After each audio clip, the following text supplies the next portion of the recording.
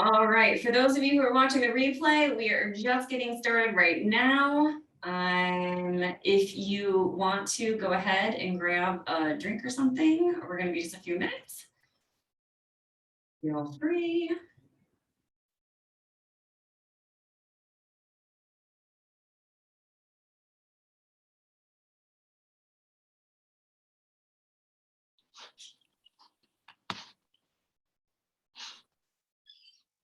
Alrighty. All right, we've got 1 minute until the top of the hour. So if you want to grab a drink or pen and paper or snack, feel free. And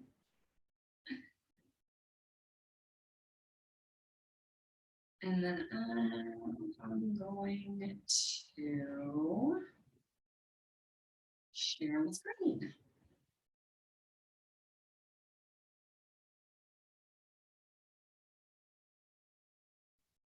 Turn off my notifications. Otherwise, I will get easily distracted.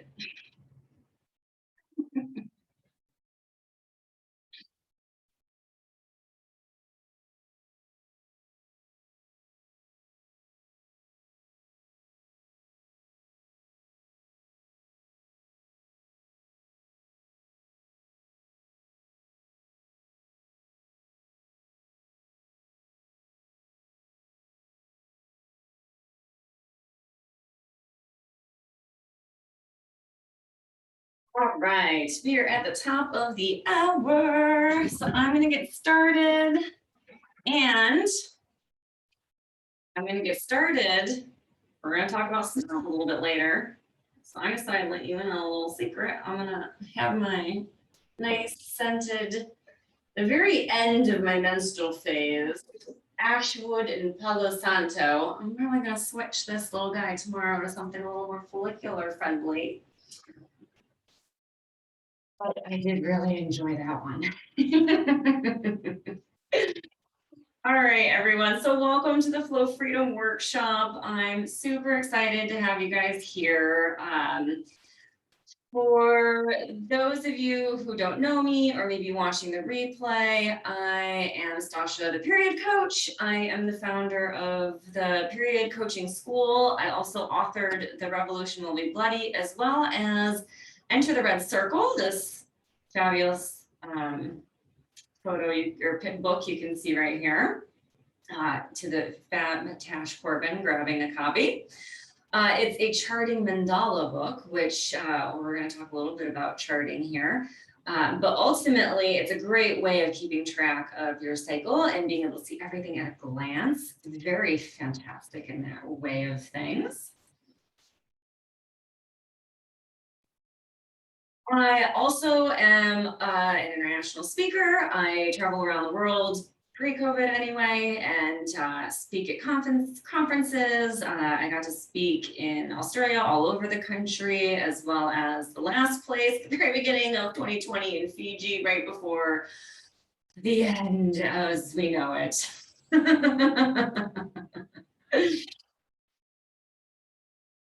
All right.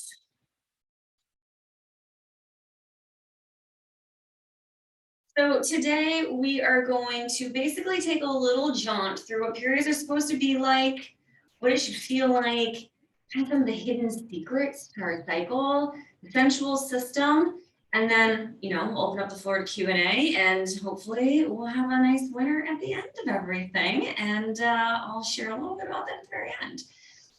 So just to get started, periods. Whoa, what are they supposed to be like?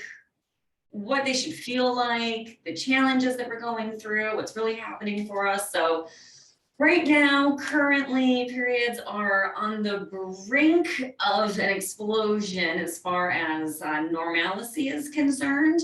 A few years ago, we had the year of the period, quote unquote, and it was a nice start. There's been a huge menstrual movement and a push to bring more conversations into all parts of life, not just, whispering to your girlfriends in the bathroom or quiet mom conversations. We in the menstrual movement are looking to get things out to everybody, man, woman, child, any human being on the face of the planet. Um, because it touches every aspect of life. And it can't just be something that's relegated to bathrooms. 7 years on average, you're actively bleeding, actively menstruating. About from early teens or earlier until about 50, you're having a menstrual cycle. Every single day, you are in a phase of your cycle. So regardless of whether you're actively menstruating right now or not, you're in a phase of your menstrual cycle. And that is something that a lot of people don't know, aren't aware of, and don't know how to embrace or use to their advantage, don't know how to enjoy it, don't know how to adapt to it, and oftentimes get pulled under like a riptide that they didn't even see coming.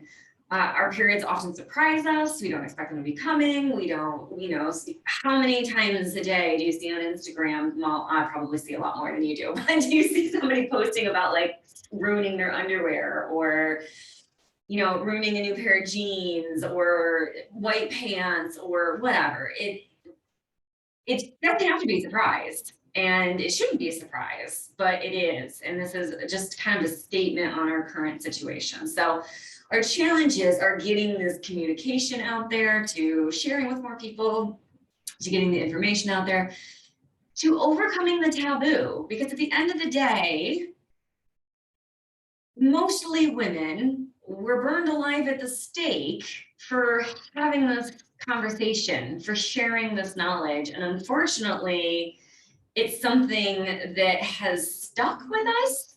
Oxygen said bed sheets sigh. Yeah, exactly. It's something that stuck with us generation after generation, and I would estimate that it has a lot to do with that genetic memory, epigenetics. We know Holocaust survivors passed down anxiety and other issues caused by the epigenetics, the handing down of these things from generation to generation. And if you think about how long witches were hunted around the world, and it still happens to today. If you read the Revolution Will Be Bloody book, I talk about some more current cases, but hundreds of years, generation after generation after generation. I did an estimate in the book, and it's something like 34 generations were actively looked at. So it's a lot, and it's a big challenge, and it's one that we have to overcome, and it's very internalized. It's very tough to get through on your own internalized issues. And it's something that we talk about a lot these days. We talk about internalized racism, misogyny, these big topics that need discussing. And one of them, my wheelhouse, is menstruation. Getting through those conversations, getting through that discomfort in your own body. And something that I see come up time and time again, I see it come up in my free Facebook group, I see it come up in my DMs, I see it come up in conversations, is people are resistant to things like eco-friendly menstrual cups, cloth pads, because they don't want to touch their blood. It's gross, it's disgusting, it's dirty, all of these like cringy things that we feel about it, which is not how we would feel if we had been born and grown into a world that embraces cycles, that understands them, that normalizes them. So it's something that we really have to work through. And that's an unfortunate truth, but also a powerful one, because once you recognize it and once you can understand it, that means you can make differences, you can make changes, you can have those conversations, you can normalize those things. It's a really huge asset. So having the truth, knowing what a cycle should be, understanding what it is, learning that your blood is really quite gold, literally, is one of the best ways of understanding your body, knowing how you're feeling, how you're doing, where you are in your wellness, your vitality, your health, your mental, emotional, physical health, all of these things. So it's a pretty amazing asset when we get into it. So what if we understood our cycles? We would know our body intimately. You would know why you feel the way you do. You would know how you'll feel tomorrow. You'll be able to guess better what's happening in your body when. You'll understand why your libido went up and then tanked the next day. You would know why you went off the emotional handle, so to speak. You would maybe even know when your period is coming. There's some who can see it in their basal body temperature. I'm one of those people who can have a pretty well-educated guess based on my basal body temperature as to whether I'm getting my period that day or not, maybe the next day. But it's amazing the superpowers that you have when you really get to know your body so intimately.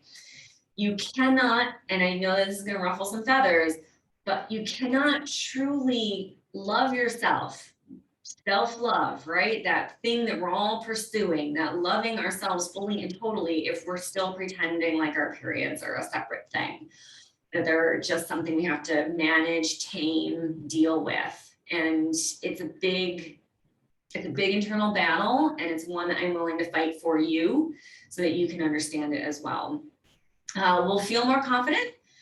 But when you understand how your confidence is affected by your hormonal shifts throughout the day, you can feel more confident all month long. Even when you may not feel confident, you can go, I know that my testosterone is dipped. I'm feeling a little less confident because of that. It's not actually me. It's just that hormonal shift. Oh, goodness. Okay, I do feel better, right? It's amazing how just understanding that can really help shift your mindset instantly. It's free, right? We can feel free. It's free to learn your own cycle. You can sit down and start charting and start observing. By the end of today, you're going to have a really good idea of how to do that. And you can jump into the Flow Freedom program at the end of this for more help and more specifics and support and love and community. You can also do it on your own.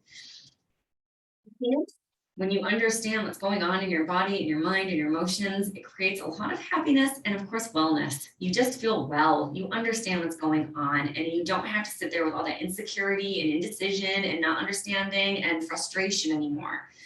Decision making is quicker and easier. This is one I keep coming back to over and over and over again because I find I spend a lot of time trying to make decisions all day, every day. If you run a business, you are making decisions all day, every day. It's a lot easier to make decisions when you understand your cycle. You can make them quick, you can make them easy. And then when you take that into the rest of your life, play dates with the kids, what to eat for dinner, what to grab at the grocery store, which scented candle to pull out, all of these things, it's so much easier and more simple. And it's just, it's beautiful. And then controlling your own fertility. And I harp on this a lot, but never is it more clear how important it is than when things like what's happening in Texas happens. When women have a price on their head for seeking out reproductive health help, which abortion rights are reproductive rights, are just human rights. It is just healthcare for most women. It's knowing your own fertility, knowing those 6 days when you can and cannot get pregnant, knowing that you don't need necessarily outside support to understand your fertility. And of course, that doesn't do anything against forced issues, rape, all those kinds of non-consent based sex, but you can be in charge of your own fertility, which means your need for emergency help, for those extra help, decreases because you have your own fertility, your own control of your own fertility. It's incredibly powerful, and it's a feeling that's indescribable until you feel it. It's just a seat of real power and real control and real understanding, and not control like government's trying to control and bodies control, but control like I deeply know and understand my own body. And it's huge, it's important, and it needs to be communicated, and we need it now. We need it yesterday. We need it 10 years ago, 20 years ago, decades ago, but we have today, so let's embrace today and do it. Jen said, I was reminded today to let a recent business decision I've made sit for a few days to check in with my hormone cycle before finalizing it. Yes, that's an excellent way to do it. I love moving into a different phase and then looking at a decision I have to make again and really feeling if it still sits well with my intuition, if it still sits well in my body, if it feels good or if it doesn't. and really playing with those different phases and how your perspectives on things change from phase to phase, or understanding changes from phase to phase. Excellent one. So what if we understood our cycles? First of all, our families would have the vocabulary and the understanding to work with us and help us and work together. Having a family vocabulary, I mean, every family has vocabulary. You all have inside jokes. You all have inside tips and secrets. If you're parents, I'm assuming you have like an emergency word for your kids. I know when I was 20-something living in New York City, at the end of every phone call, I had to tell my father that the Harleys were safe in the garage. Otherwise, he was insistent that I had been abducted and couldn't speak freely in the phone. So maybe that's just my dad. But to this day, sometimes at the end of phone calls, I go, the Harleys are safe in the garage, Dad. Every family has their own vocabulary, but if you understand your cycles and you understand the vocabulary, you can have that family vocabulary, and you can help educate others, you know, friends and their kids, those kinds of things. The more that they talk about it, the better. And not to get too side tangent here, but I just think it's important to note that predators prey on kids that use euphemisms rather than the kids that use the real words for their body parts and for the things that their bodies do, because they know that those families don't have the comfort and communication within them. So understand your cycle, use the words, use the proper words for the body parts, and use them in your family, because it will make them safer. Not just from predators, but also within their own bodies and communities. We can fully embrace our bleeding bodies and empathize and respect each other. There is a huge camaraderie amongst others when we can share and communicate. And those of you who are in my programs, who are in my communities, know this already. We have a fantastic hashtag LAF, created by the brilliant Heidi, one of the Red Circle admins, which means Luteal as fuck. Kind of another way of saying deep Luteal, but it is just a way of, you know, saying, oh boy, I am in this place where I am deeply luteal. I am luteal as fuck. I am tired. I am down. I am heavy. I am just eating a bag of chips on the couch. But it's an easy way of empathizing, of understanding where somebody is in their body right now without having this like wishy-washy, I don't know how to communicate this stuff, right? So we can really communicate with each other. I have a dream that someday some woman will be walking down the street, or menstruator will be walking down the street, and she will bump into another and say, oh goodness, I'm so sorry. I'm in deep luteal and I just didn't even see you. I'm just in my own fog right now. And that woman will pull out a beautiful bar of chocolate and go, girl, I got you. Here is some chocolate. I know what deep luteal is like. Hopefully this will help get you home safe. You know, just to have an easy stranger to stranger conversation where we have the vocabulary and the understanding, the empathy and respect for each other, to go from what could have been a huge fight on the street to a sisterhood sharing moment. Which brings me to community. Red tents, moon lodges, different names for different cultures, but God, can you just imagine if we had these spaces to have these conversations, to talk to each other, to have the sacred space, to have these places. So I'd love to see that someday everywhere. And then of course, on the bigger scale, moving to reusables worldwide, I think this is a really huge issue in light of global warming and climate change and all of these things. Keep in mind that the second most disposable product is menstrual products, behind diapers or nappies, depending on what country you're in. So moving to reusables would be an enormous help for our world. I mean, I get it. There's like 71% of the world emissions are created by just billion-dollar corporations, but this is one little thing that we could do that could make an actual difference if all of us got together and did it. So one at a time, let's get on to that. Turn menstruation around from being a weakness to an asset. We see it as a weakness. We see it as something to be controlled. If you ever watch birth control advertising, it's all about having the life you want, repressing your period, shutting it off completely. You don't need it. Every now and then you've seen those articles that go around that talk about how you don't actually need to have a period if you're on hormonal birth control, which is true. It's not really a period because you're not actually ovulating, but that's not good for your long-term health. You need to ovulate. You need to ovulate for your just general mental and emotional health. That progesterone is what makes you feel good and chill. But you also need it for heart health, for bone health. So a lot of early onset and huge osteoporosis issues come from using birth control, not having ovulation. So you're not getting progesterone. So menstruation is an asset. It's an asset to not only just having a healthy cisgendered female body, but it's just a healthy, it's a vitality sign.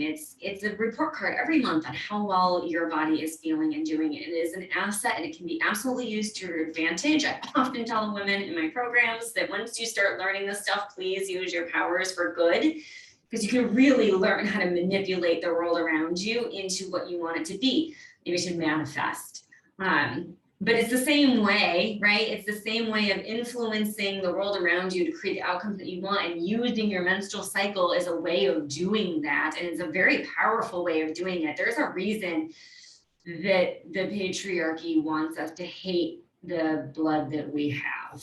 It's powerful. There it is.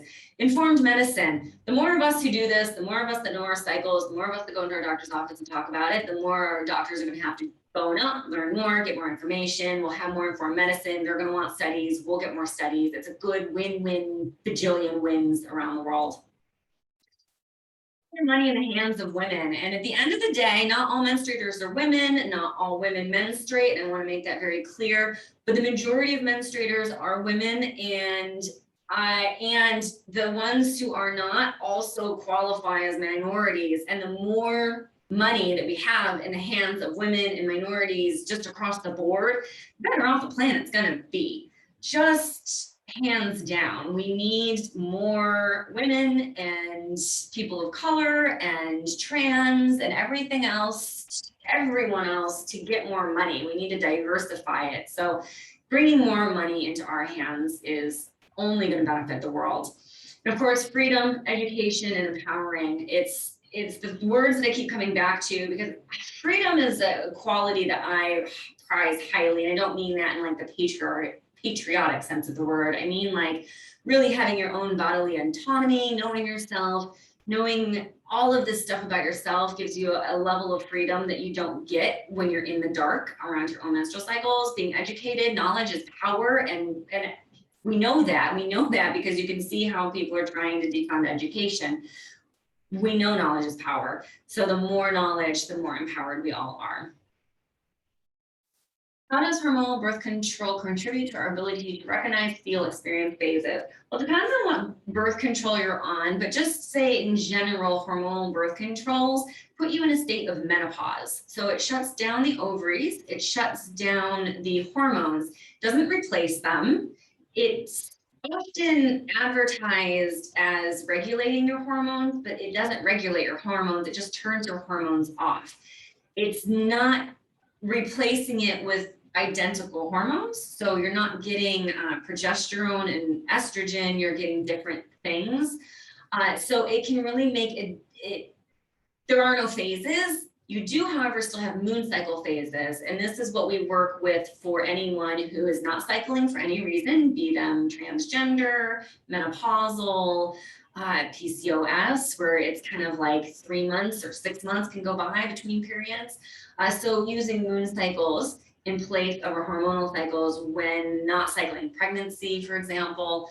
So there's a lot of reasons that people won't have a menstrual cycle, but still using the cyclical nature. And I will say that I'm a staunch advocate for men, children, anybody, everybody charting and using the moon cycles as their charting goalposts. So normally you would chart starting on day 1 of your period, but you could chart starting on the new moon. And if you're on hormonal birth control, you kind of have a choice. Do you want to use your bi-week as day one, or do you want to use the new moon as day one? Because really, it doesn't matter. You might want to use your withdrawal bleed, but eventually those will stop, right? Because you're not ovulating, you're not getting the progesterone, so it's just a withdrawal bleed from the hormones. It's not actually building up the uterine lining. So eventually the menstruation will stop happening altogether. So you might want to just start with day one being the new moon and have a play with it. Or the thing about charting is that you can do whatever you want. You can do, a year of charting with the birth control using your day where you stop taking the hormones in your bi-week day one and then chart through that month. Or you can use the moon, and you could do one year and you could do the other the next year and see if it's different, if you notice any differences. You're always going to be taking the moon into account when you chart anyway, especially if you're using my chart, because we do have the moon as a symbol on a chart where you actually can see it. And I'm just realizing that no one's gonna be able to see that on the recording, so I'll show you when we're done screen sharing. So flow freedom is possible. My definition of flow freedom is using your cycle, embracing your flow, and finding your freedom with it. And it is possible. It may take just a little bit of time and attention, but it is absolutely a possibility. So healthy periods are bright red blood. They should look like healthy blood. It should look fresh, clean, new, beautiful, bright red blood. There should not be pain. There should not be PMS. It should be restful, maybe even transcendent. I know every month that I have my cycle, or every month when I have my bleed, I certainly feel like I am tripping, for lack of a better word. It feels a lot like being on a shaman's journey or esoteric journey or mushrooms or something to that effect. It's definitely a different experience. And I like to paint or draw the images that come to me during those moments as well, or journal them. So I find it to be very spiritual, very transcendent. It's a beautiful process, and they should be tapping into something, and it should be a really beautiful experience. So here is your cycle at a glance in general. So if you're not cycling for any reason, you're just going to use the new moon, see where it says menstrual, that's the new moon, as menstruation. So this is your winter. It should be about 5 to 7-ish days, not to say that 2 days is out of the realm of normal, 9 days is as well, but generally about 5 to 7 days is what we're looking for.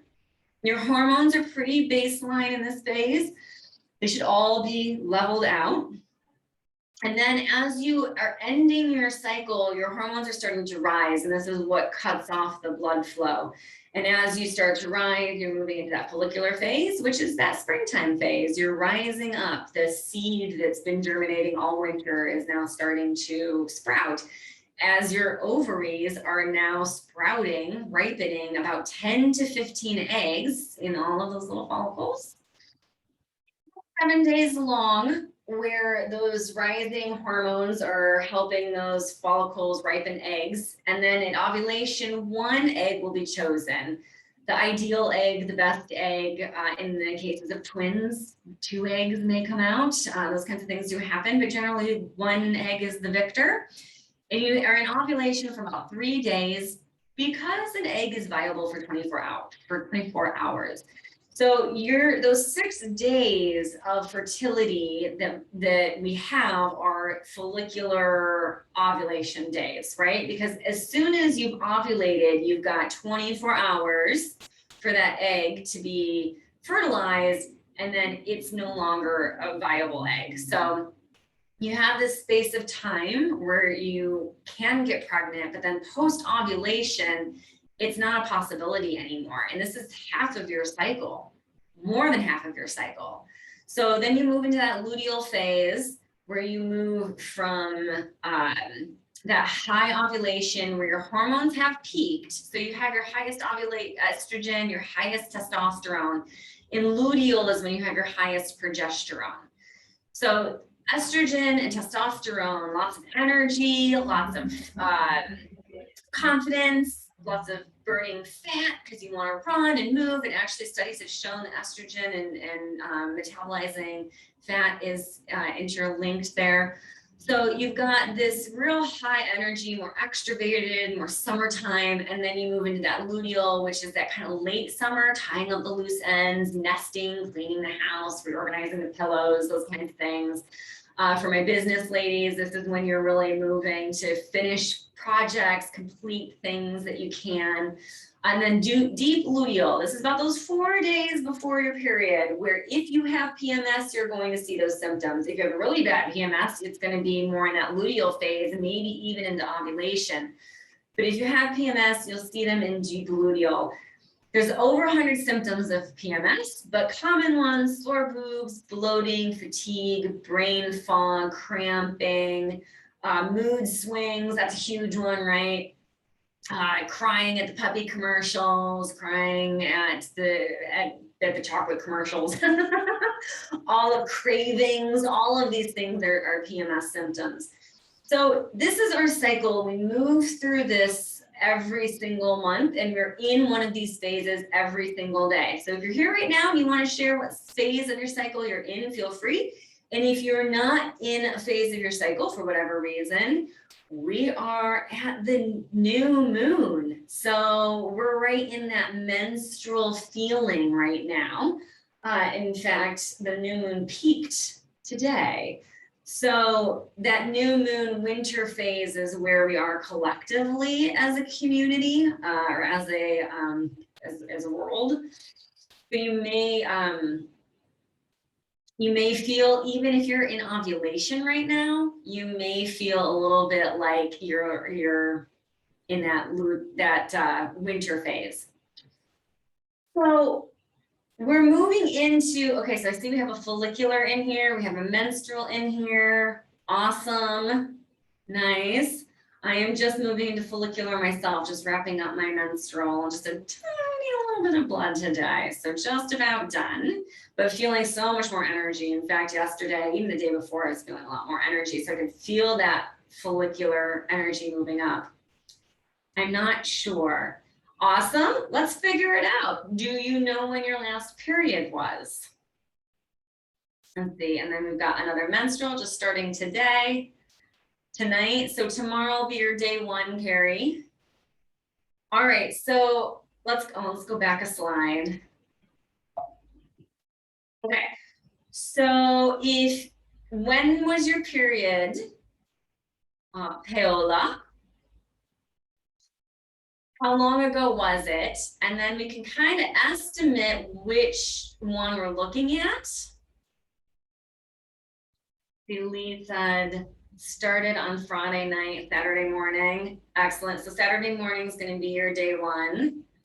August 16th is when your last period was. All right, let me look at my calendar real quick, like here, August 16th.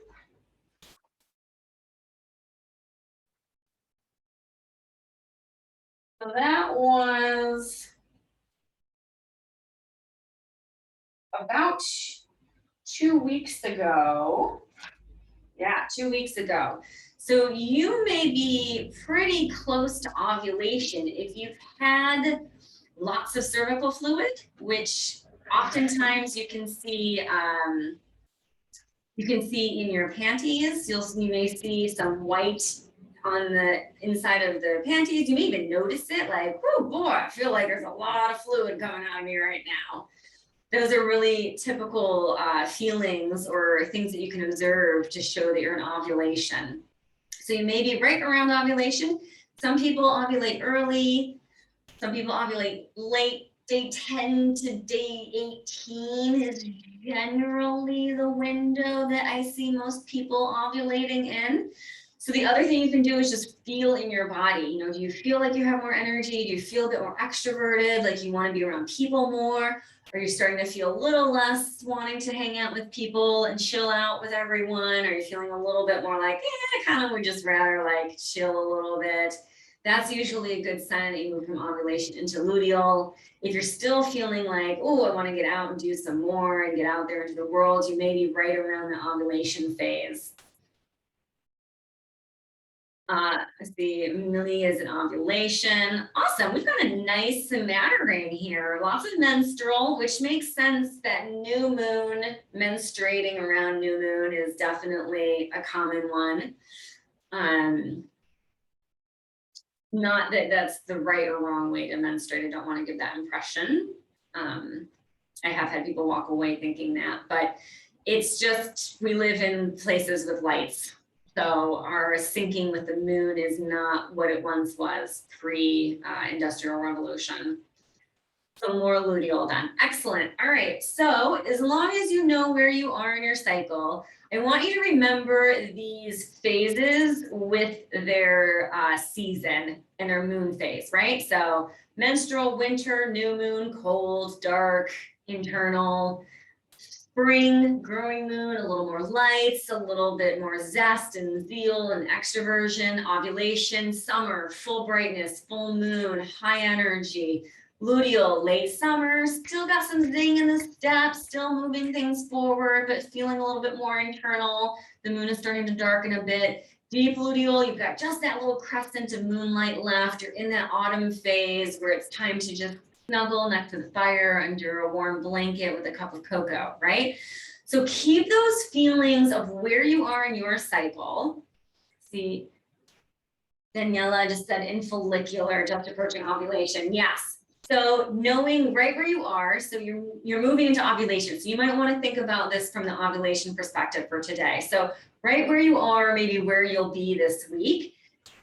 Post in here, again, if you want to, where you are right now, where you're going to be this week. So if you are in, say, like Carrie, who just started her menstrual portion today, just started her bleed today, she's going to have menstruation for this week. But like Daniela, who's in follicular, is just about to hit ovulation. So she's going to focus more on ovulation for right now. So I'm going to take us on a tour of my sensual system, which is in my book. It's the middle section of the 3 sections of my book. And it's what we do in Flow Freedom in this program. So we go through these different senses in each phase of our cycle.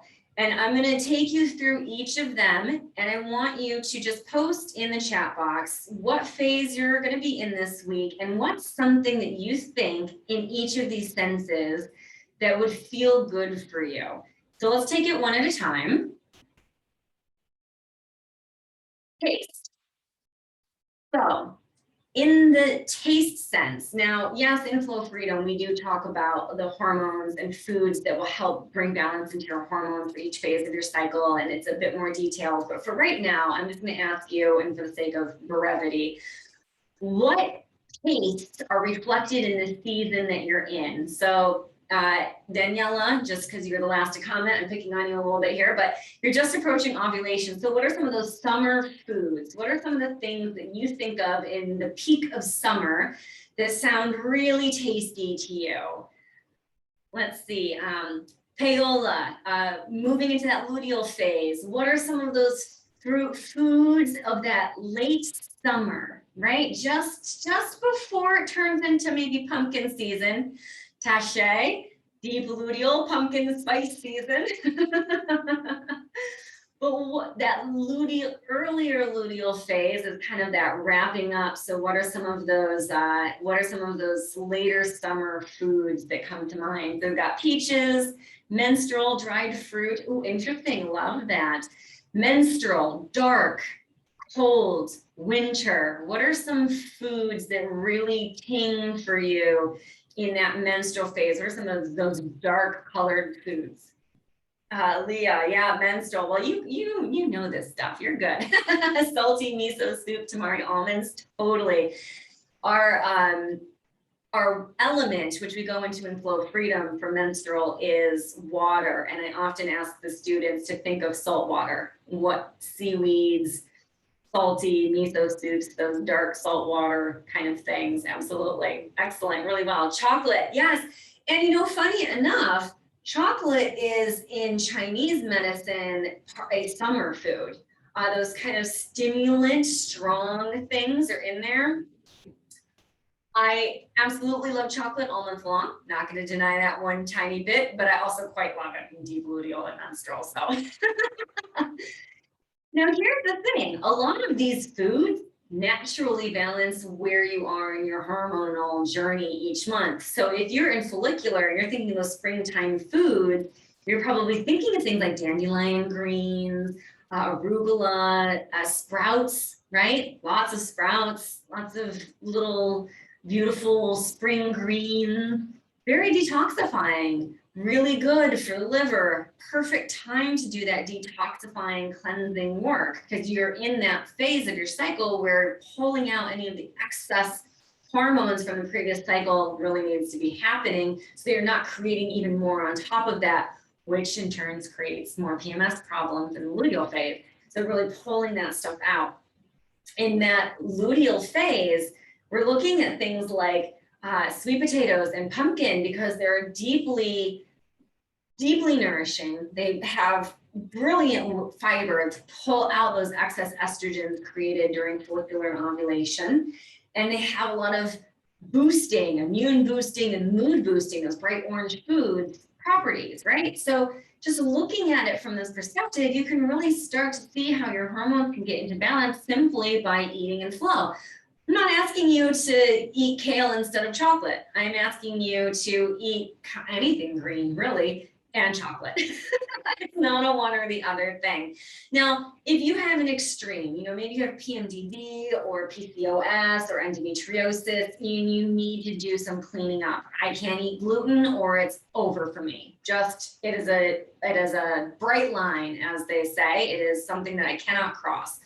And I know that dairy is a really big one for women as well. Soy, those kinds of things. So there could be something that just needs to get out of there. But we always start with how can we bring in more deliciousness, more pleasure into life instead of focusing on what we have to take out. So that's where we start, with the pleasure and with the enjoyment. Same thing. What are those smells that you associate with each of those phases? So what phase are you in, and what's the smell that you associate with that phase? So I pulled out this candle when I was in menstrual: ashwood, palo santo, patchouli, oakwood, all really warming smells. And in fact, I could even argue that this would be a really good one for follicular, because it's a wood phase, but it's so warming that I really enjoy this smell during menstrual, right? So menstrual was thinking wood. Yeah. So what are some of those really vanilla, warming, cozy smells that you enjoy, right? And again, we can get into what different smells and essential oils and stuff, how the effects on the body and those kinds of things, which we talk about in Flow Freedom. But even again, just going with those smells that really spark you and bring that joy is going to make a positive hormonal shift. So if you're sitting someplace at your desk, say, what is an essential oil or a candle or a bouquet of flowers or something that you could bring in that would create a beautiful scent? Scent is our most primal sense. There is no better way to get deep into your own body than through the sense of smell. So think about it more. Think about it every day. Bring it into your life on a regular basis. Bring that pleasure in through smell. So let's see, we've got lavender and cinnamon. Love that in menstrual. Ovulation, rose, sweet, beautiful. Love it. Let's see, I've also got red mandarin and guava with raspberry and grapefruit. This is the one that I picked out for my follicular phase. Oh yeah, see, now that's starting to smell really good to me. And when I smelled that in my luteal phase, I was like, oh no. And now, oh, Brilliant. I cannot wait. That's going to be tomorrow's candle for sure. Vanilla pumpkin. This is going to be my luteal one next month. Surf and Sea, notes with ozone and geranium. And this is one that I got because I want to try it during menstrual. And I just picked it up, so I'm going to give it a try next month during menstrual, just because I'd like to see how that like surf water scent goes with that menstrual phase. So have a play. I love fresh rose smell, but cannot stomach the essential oil. Do you know why that might be the case? Well, a lot of times essential oils aren't made from actual flowers. Lavender is rarely the actual lavender scent. It'd be very expensive. So if you're getting really, really high quality essential oil, that might make a difference. But for me, the rose smell, the essential oils, not a huge fan of that one either. I feel you on that. It just always smells like, I don't know, grandma's soap or face powder or something. But I love fresh roses as well. And I think it's because they are often not the real flower in essential oils. They're oftentimes a close substitute, but not actually the same thing. And I think that might be a big part of it. But a fresh rose, and even dried roses for bath can be really a beautiful way to get that smell and enjoy it, and then still get that kind of smell connection in. I love getting dried roses for my bath. So they're way cheaper, and especially if you go into international stores, so like Asian markets or well, that's just the one that I'm most familiar with, but really kind of any international, at least if you're in the States, store often will have, especially Middle Eastern stores.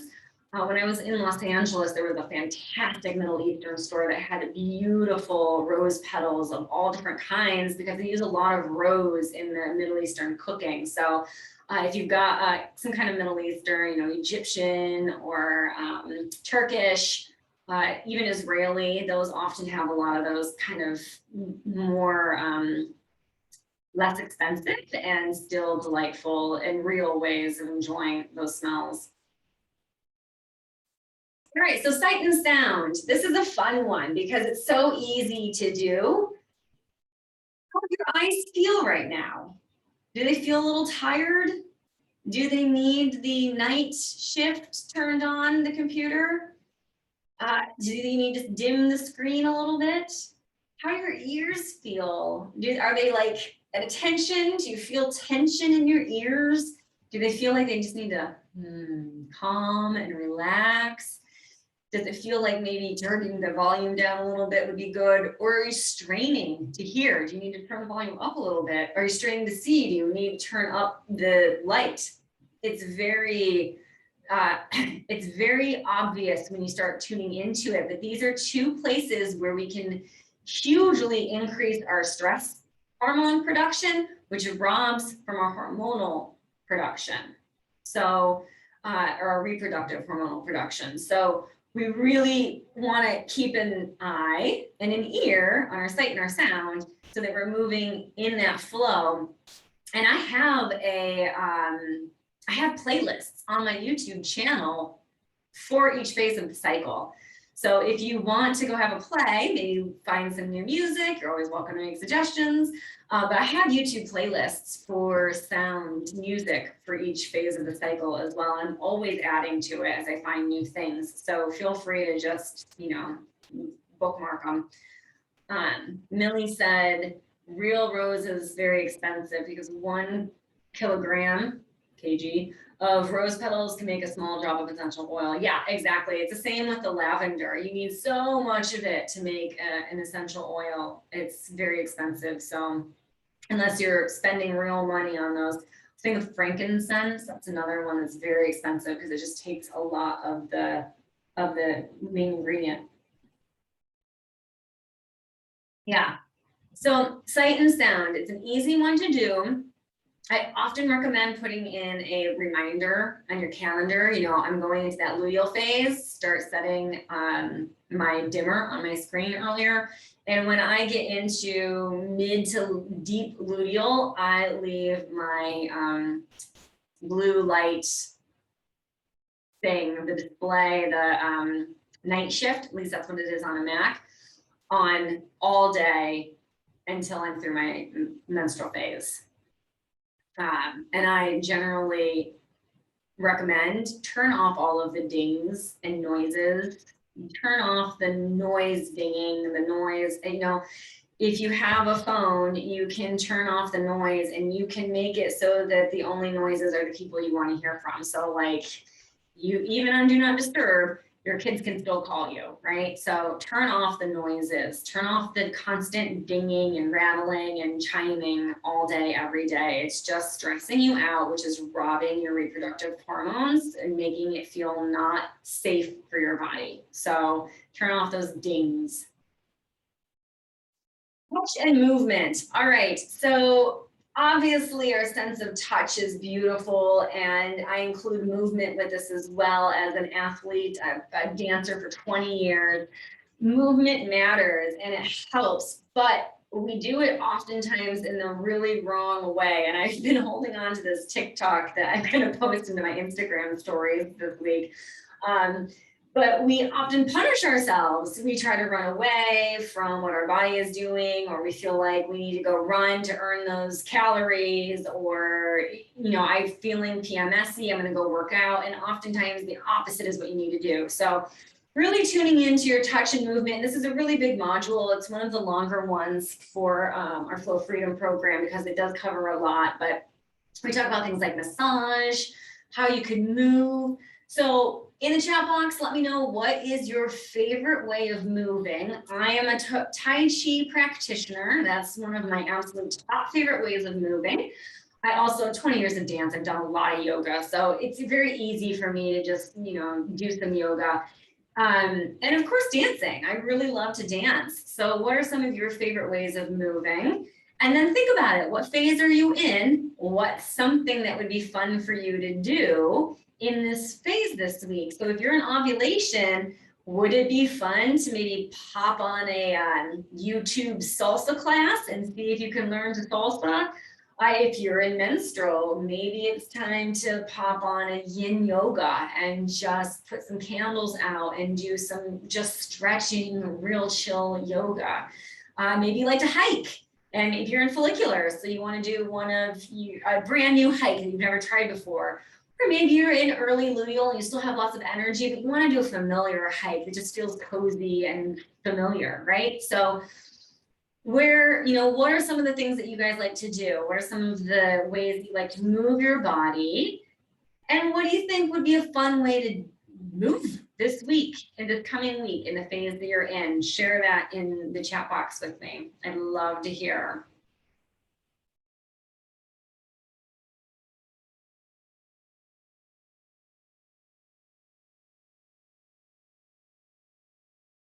Definitely yin during menstrual. Don't know about the others. Doing yoga daily, walking in nature. Absolutely.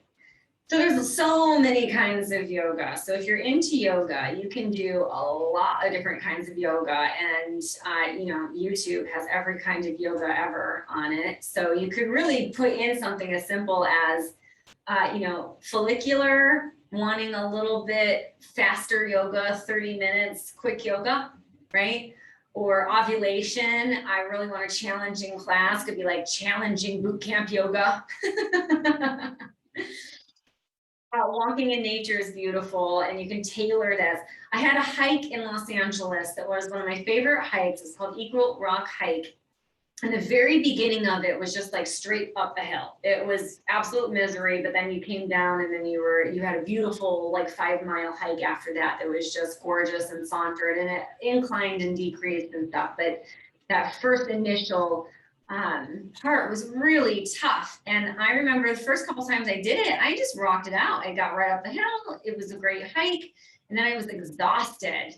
And I was trying to go up that hike one day And I just, for the life of me, could not get up the hill.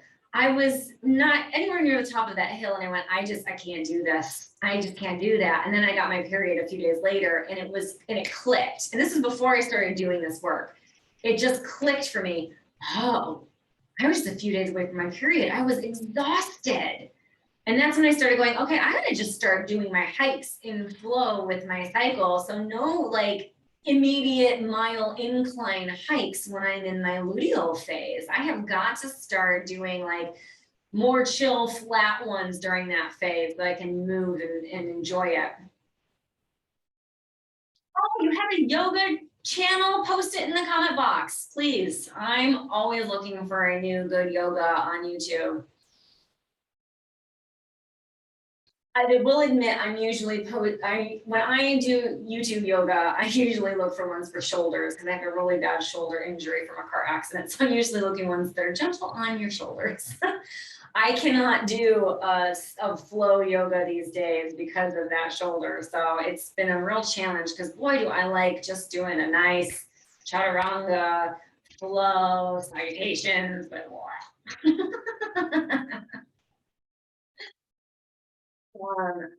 I find housework can be a good way to channel energy of my cycle too. Yes, absolutely. In fact, one of the things we talk about in Flow Freedom is laundry and just letting it pile up during your follicular and ovulation because you've got a lot of other things that you want to do. And then when you're in that luteal phase where you're like nesting and you want to make the house better and clean and everything, go do it. Oh, good. Thank you. That's the YouTube channel in there. Nice. Yeah, I would like to have a party with friends too, if only the US wasn't on such a crazy COVID rise. But one day, for now, I save my interactions with family so that I know that I'm not putting any of the children at risk. So we save all of our interactions for just family. But at least I have rad family, and my boyfriend has rad family. So it's like I've got two rad families that I can hang out with, which is very nice. Classes, yay, thank you. I'm gonna have to steal that link at the end, but it's in there. The Center of KI. All right, yoga, youtube.com/the Center of KI. I'm just gonna say that because no matter how I say it, everyone else is gonna be confused. But that's Lee's YouTube channel. If you're interested, pronounced key, which I don't want you guys typing key in. Yep, like key, yeah. All right, excellent. So then our last one is spirit. And I'm going to take you through a quick jaunt of the journaling. So the Flow Freedom Spirit module has far more than journaling involved. We talk about Qigong work, Tai Chi, because that's my practice. And it's also good for actually kind of helps balance hormones through the stress relief, but also I found a lot of pain relief from endometriosis through it. So I teach all of my teachers, all of my period coaching students this practice because it's so helpful in pain reduction and just mental health as well. But we talk about a lot of other things as well. We talk about ritual. We talk about the things that you can do, especially around your menstrual rituals. I have my pomegranate necklace that I absolutely love to wear. I mean, I wear it all month. I love to wear it on during my menstrual phase. I'm very sure that Persephone was a blood goddess originally back in the day. So we talk about ritual, but we also talk about journaling. And I thought that this would be a nice, easy one for you guys to take away. So feel free to screenshot the one that you're in for right now. And have a play with these journal questions at the end. But generally, and I go in a lot more detail of this in the program, but what questions? If you're in luteal or deep luteal, ask yourself these what questions. It's your what phase. You're very good at answering them. Don't judge them. Don't fix them. Don't do anything with them. Just journal them. And I highly recommend big letters or big like headings in your journal, because when you move into your menstrual phase, go back and look at those questions, those what questions, and then ask yourself why, why did that work or why didn't that work? why was that easy? Why wasn't that easy? So in that menstrual phase, again, you're not judging it, you're just whying it. Why didn't it? And also look at the big picture. Describe this again, it's transcendental. It's like a natural meditation trip or breathwork trip or fun hallucinogenic trip. I don't know, but have fun with it and enjoy it and let yourself be open to the messages that you receive on this. Follicular is your how phase. So, you kind of went through the what and the why. What is the how? How will I get there? How will I build this for my business people? How will you build a system? How will you get those emails to everybody? How will you get people on your email list? Just all that kind of how stuff. You're very good at this, how things in this time. And then since ovulation is your do phase, and I say don't journal, go do, I thought I would give this for you guys as a little extra. In the ovulation phase, remember that it's a good high. You can have a lot of energy, but don't let yourself burn out. Remember to eat. I need to set myself alarms to eat in ovulation because I will just work all day and forget to eat. But, remember to eat. Remember to sleep. Remember to take care of yourself. That doesn't end just because you're in ovulation. It's a short phase, and I get that you want to stay in this all of the time, but then you're out of this phase. So instead of holding on to the sun with your claws and being dragged into the luteal phase, flip it around. What are you going to enjoy about this luteal phase? I look forward to my luteal phase now because I know that I'm not going to have any brain power. I will be able to help my clients and work for my programs, and then that's it.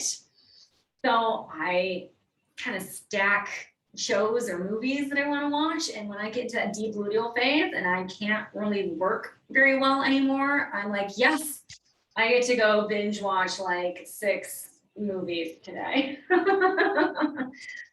Make things that you look forward to in each phase so that you can look forward to them in each phase. So even if you're in ovulation, what are you going to look forward to when you get into that luteal phase? And don't turn this into self-punishment. You shouldn't feel like ovulation all the time. That's just what the patriarchy wants you to think. It's a good way of punishing you for your natural cycles and keeping you distracted and working to the bone on usually busy work and nonsense, rather than the big, meaningful work that actually will make an impact on the world around us. All right, so how do you get to this flow of freedom? Start with charting. You're gonna wanna start with a chart. Now I have the free chart, which I am happy to share with you guys if you haven't gotten it already. It's my fan mandala. I'll show you when we're done with the slides here, but you're gonna start with charting. Then you're gonna feel things. How does it feel? Does it feel good? Does it feel bad? Does this feel lovely? Does it feel gross? Just feeling it. Have a play with things. It worked, it didn't work, you loved it, you hated it, explore it, chart it, right? You're always going to be charting, that never stops. So note that stuff. And then as you do these processes, you're going to reach that flow freedom, that enjoyment, and that real understanding and love of the cycle that you have. So when you're in that chart and observe phase, there's no judgment. You're just observing and you're just charting. And I know it can be tough. We talk about this all the time in the communities where it's like, oh man, I had wine every day this week and now I'm looking at my chart and I don't want to chart anymore. It's not about judging. It's just about going, okay, so what kind of effects does that have? Is now your sleep getting a little disturbed? Are you feeling a bit more moodier? Are you having kind of sugar cravings now? Just observe. That's it. That's all you're looking for. You want to be able to make educated decisions that are easy and quick, right? We talked about at the very beginning, and this is how you do that. Experiment with things, see how you like it, see how it feels for your body, and then review it. Put it in your chart. So I experimented. I let myself have 3 glasses of wine every day this week. I'm looking at my chart. I'm seeing that now I'm getting less sleep and I'm feeling a lot more anxious. All right, so that's my review. Now I know that 3 glasses every day is too much for me. Let's bring that down a notch. And then we'll see what comes the next week, right? So you're just adjusting, and you can do this for everything over and over again. In all of the years that I've been charting, I have never stopped adding new things to my chart to see how it affects me, to see how it affects my body, my moods, my energy, my sleep, and then adjusting. It's not about judgment. It's simply about observing, experimenting, reviewing, adjusting, and achieving that flow freedom. So in the program, we are going to start with a charting module. We'll go into taste, smell, touch and movement, sight and sound, spirit, and then we'll have our closing circle celebration. So we'll go through all of these things more in depth by each phase. So we'll talk about the food for each phase of your cycle. We'll talk about smells for each phase of the cycle. This is a program that once you're in for life, and you can keep doing every month different things, or you can try different things every week, every phase, however you want to do it. It's totally up to you. You always have the opportunity to go back, review, watch the videos for the phase that you're going to be in. You know, maybe you want to do taste one week and then smell the next week and then touch the next week and then sight and sound the next week and then spirit the next week and then start over again. You'll be in a different phase of your cycle. So you can I constantly come back. I went back and just rewatched one of the videos myself not too long ago, because I realized I needed to get more in flow, to get more grounded. A lot was going on in my life personally. And I just was like, oh, I'm not feeling very grounded. I need to get more grounded. So I went back in and was like, I think I need to just kind of review the touch movement module for myself, right? So no matter how advanced you are, no matter how integrated you are in these things, there's always room to come back and retouch base, get more grounded, get more in flow, make your life easier. So the Flow Freedom Program is for you if you're open to the idea that cycles can be pleasurable and you want to enjoy them. If you want more connection, the program is all about connection. It's about sharing your observations, sharing what you're trying, sharing what you're playing with, sharing what's working for you, what's not working for you. Again, there's no judgment in our community, just like I'm asking you not to judge yourself in charting. So it's a beautiful place for support and connection. If you're ready to play, you know, have fun, experiment, try things, have a play. And if you're brave enough to trash the taboo, I mean, you do have to come in and talk about things. So you've got to be brave enough to get through that taboo and come in and have that communication. It's not for you if you're looking for a pill to pop. I know that there are a lot of supplements out there, and I know a lot of people who just promote supplements for each phase of the cycle. That's fine. But this isn't for you if you just want to pop a pill and move on with your life and not have to think about anything or your body or feel anything. If you don't have any chill, life is hard enough. I don't want people in here that are going to be out there judging and pointing fingers and finger wagging at each other in that community. If you don't like flow puns, it's not for you. There's a lot of flow puns in the community, intentionally, unintentionally, all of the above. I live for a good flow pun. So if you don't like period puns, it's not going to be the space for you. If you prefer hard work and deprivation, so if you are somebody who wants me to say, go on a month-long water fast, it's not going to be for you. So if you prefer hard work and deprivation, this is not going to be the space for you. Here are some success stories that I've had over the years. I mean, there's billions more. There's a lot of people who've done this work with me over the years, and I've had a lot of beautiful successes, a lot of lives saved, marriage saved, businesses saved. It's beautiful, really meaningful work. And it's not just for me, but for everybody within the community as well. So what's included is short videos of each sense in each phase. They're 10 minutes or less, except for the spirit ones. Those are like 11 minutes, I think.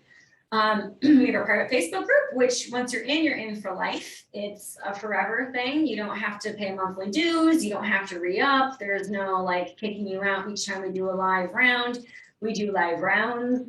Where we all do it together and we all do each sense together, which is what we're going to be doing starting in September 14th for our welcome call.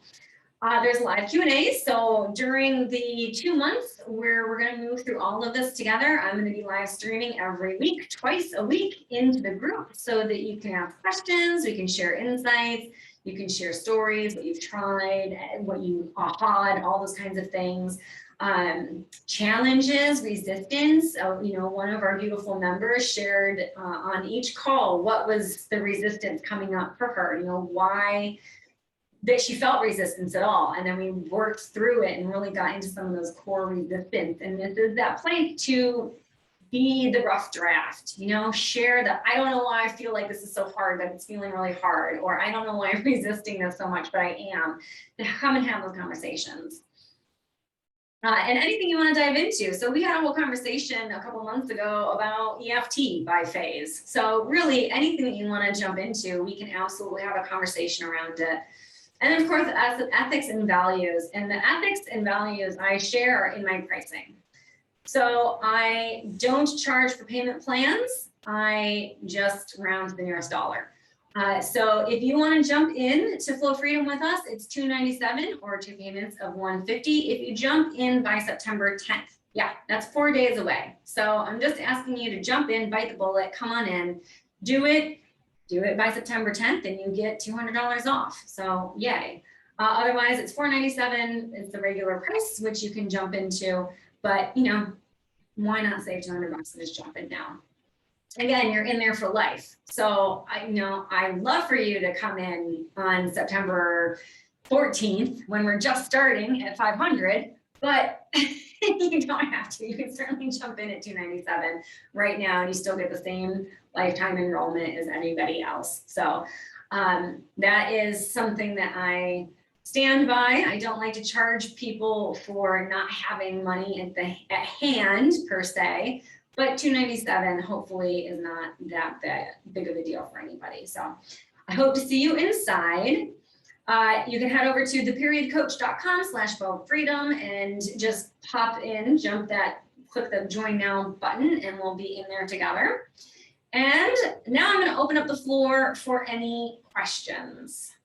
So I'm going to stop that screen share, and I'm going to turn back here so I can see you guys in the chat box. All right, do you have any questions?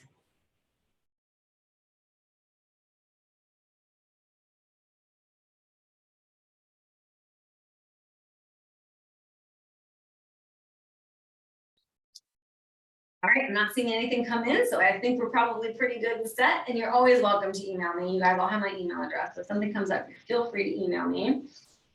Raise your hand in the chat box. Put your name in the chat box if you would like to enter to win a copy of Enter the Red Circle. This is my charting book. It is a nice way of moving through. So you've got instructions on how to use it, some journaling questions, the legend for the chart. This is for basal body temperatures. If you want to use it, you don't have to, but you can. We've got the full moon energies in the different signs, which you can use. There is a little calendar in here for 2020 and 2021. Sorry. The printing world right now is a bit of a disaster. It probably will be like that for the next couple of years too. We've got calendars in here so you can fill out where you are in your cycle. You can estimate, there's 2 bars. You can estimate where you're going to be, and then you can put in where you actually are. And then we've got the charts. So this is the one that I'm on right now. But you've got these charts here where you can put in all the information you want. You can share how it is. And this nice book format makes it not too big. Now this is the 28-day version. There's also a 40-day version. So I'm going to pick a winner from everyone who's posted in this chat box. And then I'm going to email you. And then you're going to let me know which one you want. So I'm going to start writing down some names. I'm going to throw a Post-it note on the floor, and then I'm going to write down some names. We've got Taylor.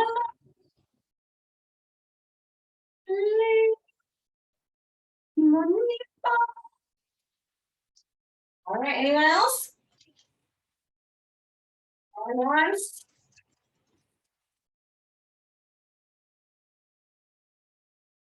Going twice.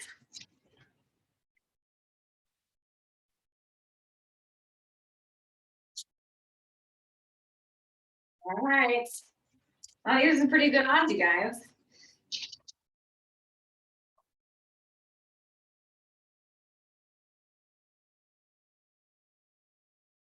What do we got here?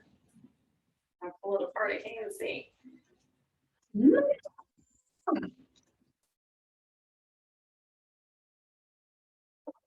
Oh, sorry, I ripped it there a little bit.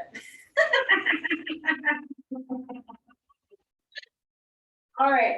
Well, just FYI, if you jump into the Flow Freedom program, you get a digital copy. So you can always print out your own versions in the Flow Freedom group. It's in there for you. So you can print it out, but I will be sending out that copy and I already have your address from our coaching sessions. So no need to email me, but do let me know if you want the 20 or the 40-day copy and I will send it to you. All right. Excellent, guys. Thank you so much for jumping in and joining today. I hope that was enlightening and I hope that you got some insights and have some good ideas about what you're going to be eating and smelling and listening to and moving your body with this coming week. And if you want to keep it going, feel free to jump into Flow Freedom and keep that good movement going all month long, every month throughout this whole menstrual journey. Thank you so much for joining me, guys. I will see you in the community. Bye.